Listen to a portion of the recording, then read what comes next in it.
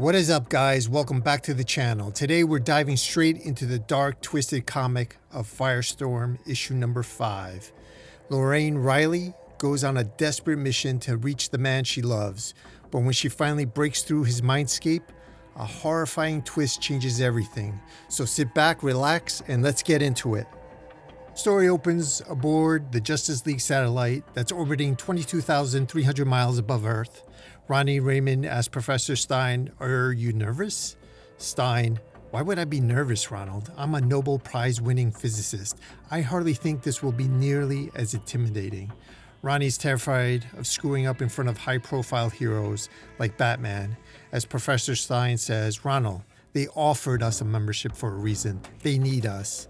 Ronnie, "Trust me, I am one mess up away from having my teleporter privileges revoked."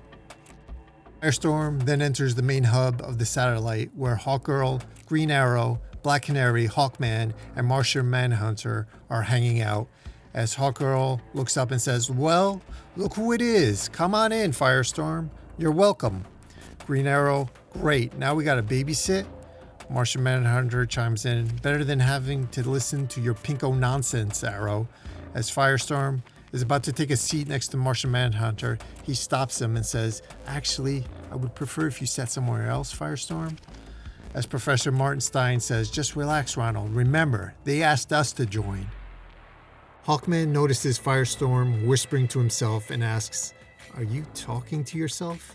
Forcing Ronnie to awkwardly explain that he shares a body with his physics professor. Before things get more awkward, Hawkgirl sounds the alarm as she says, "Heads up, gang, we got trouble. Eclipso just attacked a casino in Vegas." Green Arrow, "Eclipso again, huh? Wanna crack some skulls with us, Birdbrain?" Hawkman, "Just don't get in my way." As the heroes start walking out, Green Arrow turns and invites Firestorm along, and the young hero enthusiastically jumps at the chance to prove himself. But the narrative then shifts dramatically as the memory fades into a terrifying reality. In the present day, we see the dark, corrupted Firestorm sitting on the throne inside a giant red crystal monolith. Meanwhile, outside, Professor Stein and Lorraine Reilly stand outside the monolith as she asks, "What do you think is inside that thing, Stein?" Stein, "You're asking the wrong question, Lorraine. There's no doubt the Matrix is inside the thing. The question is why." Outside, Lorraine says, "What does this thing do exactly?" Stein, "It should decouple Ronald from the Matrix." "How do you know Ronnie's still in there?" "The Matrix still needs a host, a physical body to inhabit. It's just removed Ronald's consciousness. It is suppressing Ronald. It's pushed it down, likely keeping it occupied at a subconscious level." Stein explains that Ronnie has always had a strong emotional connection to Lorraine.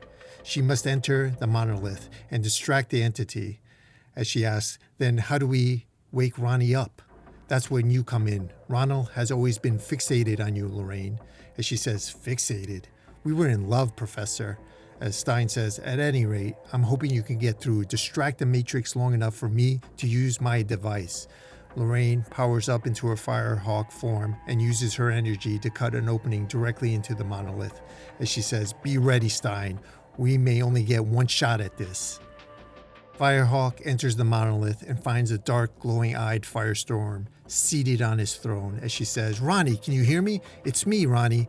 I know you're still in there somewhere. Please come back." As the Matrix says, "Lorraine Reilly?" She responds, yes, it's me, Ronnie." The dark Firestorm cold-heartedly rejects Lorraine, declaring her relationship void, and blasts her with a devastating wave of energy. As she says, "Wake up, Ronnie! Wake the F up!" We flash inside Ronnie's suppressed mind. He is trapped in an endless loop at his very first Justice League mission, battling Eclipso alongside Green Arrow, Hawkman, totally unaware that this isn't real. As Stein yells, "Wake up, Ronald!" Ronnie, "What are you talking about, Professor? I'm a little busy dealing with Eclipso here." As Stein continues, "Yes, but look behind us." Inside the memory, Eclipso possessed the mob and overwhelms Las Vegas. Ronnie uses his transmutation powers to build an ice wall to hold off the crowd, but notices Green Arrow and Hawkman had suddenly vanished. Moments later, possessed by Eclipso, Hawkman and Green Arrow ambush him from behind, pinning him down. Ronnie struggles against this mind-controlled Hawkman and Green Arrow, overwhelmed and panicking. He complains to Stein that he can't fight them by himself. Stein tries to force Ronnie to listen to the real world outside his delusion, where Lorraine is desperately voicing and screaming, "Ronnie, Ronnie, please, it's me." Firehawk continues her assault inside the monolith, trading energy blasts with the Matrix as she yells, "Ronnie, Ronnie, please, it's me." The Matrix responds, "There is no Ronnie Raymond. He is not I."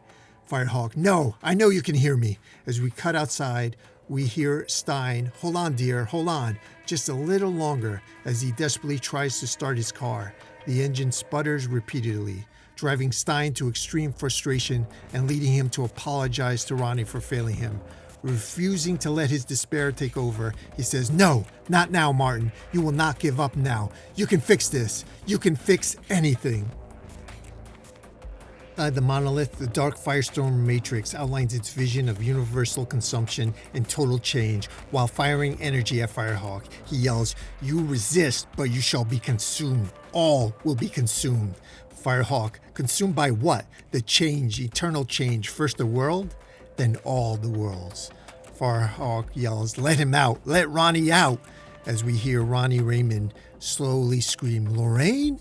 Firestorm Matrix says, "No, Ronnie Raymond is gone." Firehawk is knocked down by her powerful blast. But inside the mindscape, Ronnie's consciousness continues to call out to her while being dragged under. Recovering, Lorraine powers down from her Firehawk form, opting to approach the dark entity on a human level, rather than fighting power with power.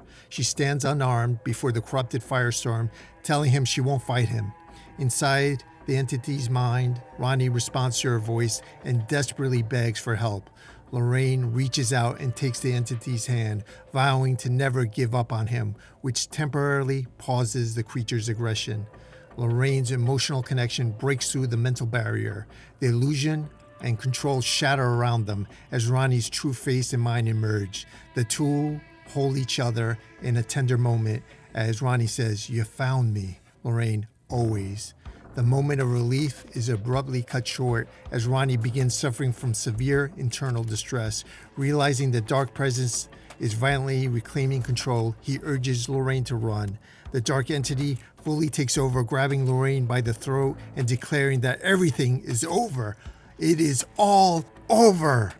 Nowhere, Stein drives his car straight through the monolith, slamming it directly into the Firestorm to save Lorraine. He steps out of the vehicle and the Matrix goes, "You!" Stein, "Yes, it's me." The Matrix, "Father." Stein, "Son?" Lorraine, shocked, can't understand what's happening as she says, "Martin, what are you talking about?" And this issue concludes with a dramatic twist. Surprisingly, the entity bows its head towards Stein. Stein stands over the kneeling, corrupted Matrix, revealing that he is in control of the situation and ready to proceed with its true plan, as he says, "Now then, let us begin." And this ends this issue. Did Professor Stein just villain turn, or is there a deeper scientific scheme at play here? Drop your theories in the comments below. Don't forget to like, subscribe, hit that notification bell so you never miss an episode, and I'll see you next time.